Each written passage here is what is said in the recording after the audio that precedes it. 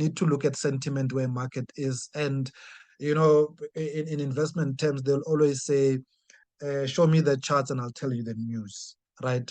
So news normally follow what's happening in the markets. And if we looked at news, let's say we're looking for bad news in the market to come.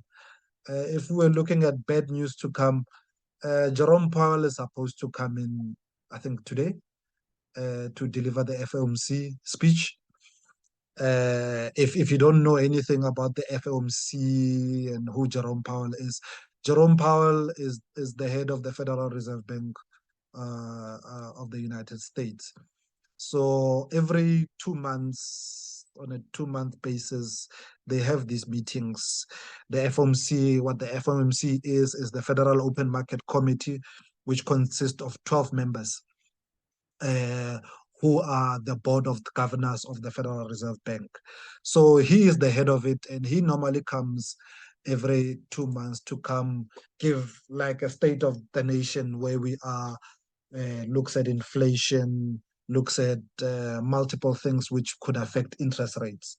So we will hear today whether interest rates will go up or down in the United States, or whether they will pause. And I think there's a huge market sentiment that believes that Powell will pause. He won't raise interest rates for September. So if he doesn't raise now, he's got two other opportunities in November and December. There's two other opportunities, I believe, that are coming where Powell could raise interest rates for the year of 2023. So we'll see what happens. And you know that markets are forward leaning, right? You'll always markets will move prior to the event taking place. Whether the markets will move down, move up, or whether they'll go sideways, markets follow the news that are coming. So we will see from here on. If he doesn't raise, if he drops rates, that's good for the markets. If he doesn't raise and keeps them flat, things might stay flat in the crypto market as well. If he raises a rate, that will be bearish for us. So, but we doubt that he's going to raise anything.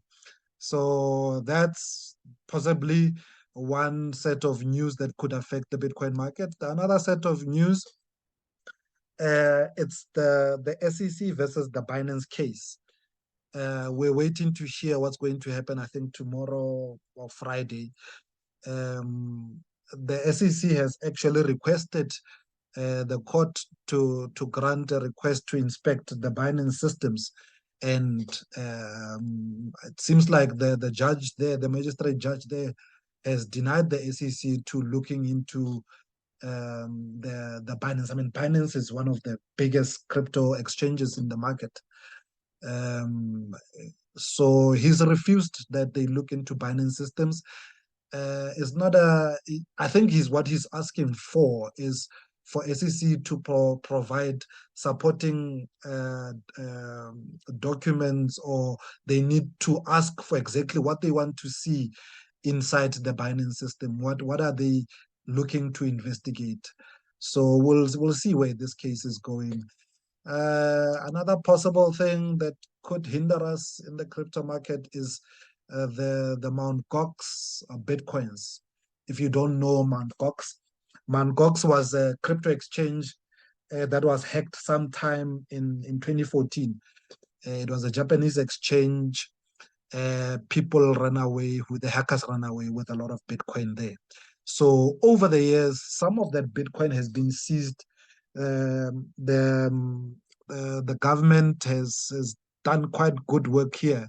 So they've seized some of the Bitcoins from the Mt. Gox hack, and they are trying to make the investors whole. So they are trying to repay the people that lost money there. And I mean, if they repay the people that lost money on the Mt. Gox hack, chances are the market will slide a bit. Because what we're looking at here is these people are going to actually sell the Bitcoin into the open market. And if they sell the Bitcoin into the open market, and how much Bitcoin was lost, there was quite a couple of millions.